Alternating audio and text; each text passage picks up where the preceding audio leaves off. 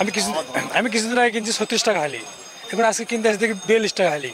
এভাবে যদি বাড়তে থাকে তা আমরা কী করবো? আমরা তো জনগণ, আমার তো কিছু করার নাই, আমাকে দিন করা দিন খাওয়া। খাবার থেকে পাচ্ছি ডিম শর্ট, মুরগি অসুস্থ, মুরগি বার্ড ফ্লুর মতো কিছু কিছু পেতে হয়েছে। এই সমস্যার জন্য ডিমের চাহিদা আছে, কিন্তু বর্তমানে ডিমের দাম একটু বাড়তি।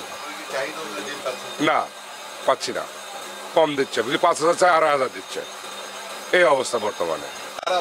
এটা কাজী থেকে আমরা ডিম ওখান থেকে সংগ্রহ করি ডিলারের মাধ্যমে। ওখান থেকে মানে ডিম আসতেছে কম, কিন্তু চাহিদা খুব বেশি, বুঝছেন? যেভাবে ডিম আসার কথা সেভাবে পাচ্ছি না, আমরা পরিমাণে কম পাচ্ছি, এই জন্য ডিমের দামটা বাড়ছি, বুঝছেন?